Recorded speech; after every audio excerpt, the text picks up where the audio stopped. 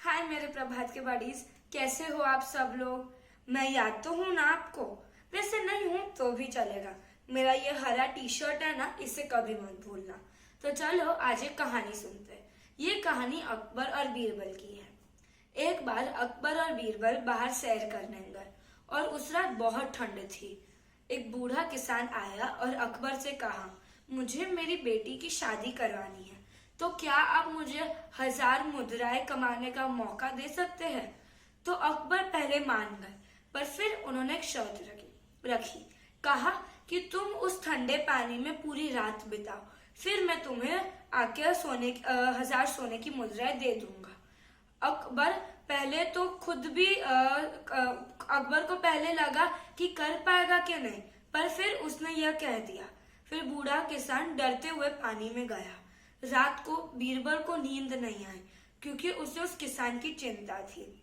अगले दिन जब अकबर और बीरबल गए किसान के पास, तो देखा कि वो अभी भी जिंदा था और पानी में था। पानी से बाहर बुलाकर उसने अकबर ने किसान को पूछा कि तुम पूरी रात कैसे रह सके इस पानी में, तुम्हारा राज क्या है। तो किसान ने कहा, कुछ नहीं, सिर्फ आपके जो महल की रोशनी थी उसे मैं देख रहा था।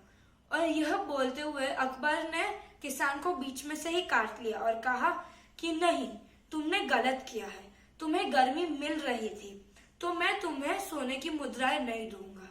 किसान बहुत दुखी हुआ और वहां से चला गया। बीरबल को भी यह सब ठीक नहीं लगा, पर उससे फिर एक आइडिया आया। उसने अकबर को और सारे वजीरों को घर पे एक दावत के लिए बुलाई। कहा कि आज मेरी पत्नी एक शानदार खिचड़ी बना रही है, तो आप आना और जरूर खाना, आपको बहुत भाएगा। अकबर ने मान ली बात को। बीरबल ने तो ये भी कहा कि आप सुबह ब्रेकफास्ट मत करना, क्योंकि इतनी अच्छी भाएगी खिचड़ी आपको कि आप बस वही खाते रहोगे। तो फिर अकबर मान गए। उसके बाद जब उसके घर गए, 2 घंटे हो गए और कुछ खाने को नहीं था। फिर 3 घंटे और 5 घंटे। फिर एक नौकर आया और कहा कि बीरबल रसोई घर में खाना बना रहे हैं, आप जाके एक बार देख लीजिए।